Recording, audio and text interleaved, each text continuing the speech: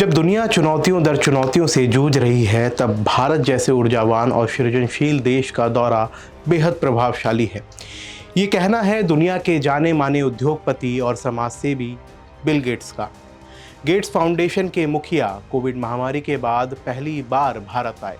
वो प्रधानमंत्री नरेंद्र मोदी से भी मुलाकात में हुई बातचीत से गदगद हो गए। उन्होंने अपनी खुशी का इजहार एक ब्लॉग पोस्ट में किया है। नमस्कार, मैं हूं आपके साथ शुभम गुप्ता और आप देखना शुरू कर चुके हैं जनहित टाइम्स।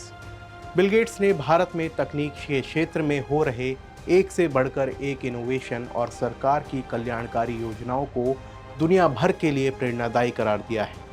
उन्होंने कोविड वैक्सीन, इसके वितरण के लिए बने कोविन प्लेटफॉर्म के साथ साथ केंद्र सरकार की गति शक्ति योजना की जमकर तारीफ की है। साथ ही उन्होंने कहा है कि जलवायु परिवर्तन जैसी वैश्विक चुनौतियों से निपटने के लक्ष्य की प्राप्ति की तरफ भारत जिस तेजी से कदम बढ़ा रहा है वो सराहनीय है। उन्होंने अपने ब्लॉग में लिखा है, मैं इस हफ्ते भारत में हूँ। यहाँ मैं स्वास्थ्य, जलवायु परिवर्तन समेत अन्य कई महत्वपूर्ण क्षेत्रों में हो रहे अभिनव कार्यों की जानकारी ले रहा हूँ। ऐसे वक्त में जब दुनिया के सामने कई तरह की चुनौतियां मुंह बाए खड़ी हैं, तब भारत जैसे गतिमान और रचनात्मक देश के दौरे से प्रेरणा मिलती है। इस दौरे की एक बड़ी शुरुआत शुक्रवार को प्रधानमंत्री नरेंद्र मोदी से मुलाकात रही। उन्होंने मुझे भरपूर वक्त दिया। साइंस और इनोवेशन से भारत और दुनिया भर में असमानता को घटाने में कैसे मदद मिल सकती है, हमने इस पर चर्चा की। उन्होंने भारत में कोविड वैक्सीन का जिक्र करते हुए कहा कि भारत के पास कई तरह की सुरक्षित और सस्ती वैक्सीन बनाने की आश्चर्यजनक क्षमता है। भारत में बनी वैक्सीन ने दुनिया भर में करोड़ों लोगों की जान बचाई। बड़ी बात है कि भारत ने न सिर्फ जीवन रक्षक उपकरण बनाए, बल्कि उनकी सुचारू आपूर्ति का भी जबरदस्त सिस्टम तैयार किया।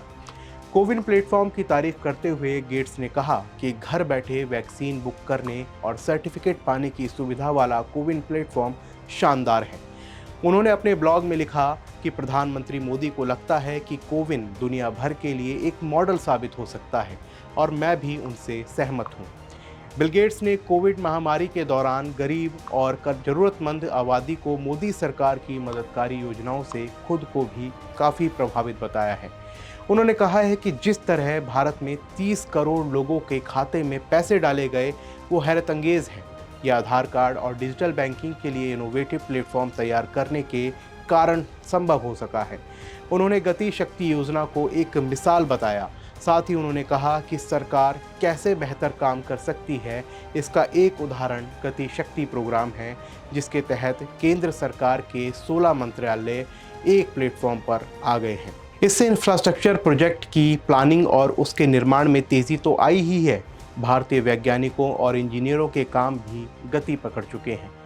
गेट्स ने टीबी समेत कई गंभीर बीमारियों की चुनौतियों से निपटने के लिए मोदी सरकार के प्रयासों की सराहना की है। उन्होंने बताया कि प्रधानमंत्री के साथ उनकी शिक्षा क्षेत्र में हो रहे बदलावों पर भी चर्चा हुई है।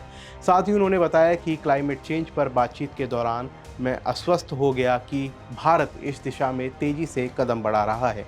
भारत के कृषि वैज्ञानिक इस तरह के फसलों की उपज बढ़ाने पर रिसर्च कर रहे हैं जो जलवायु परिवर्तन के कारण बढ़ती गर्मी में अच्छी उपज दे सके।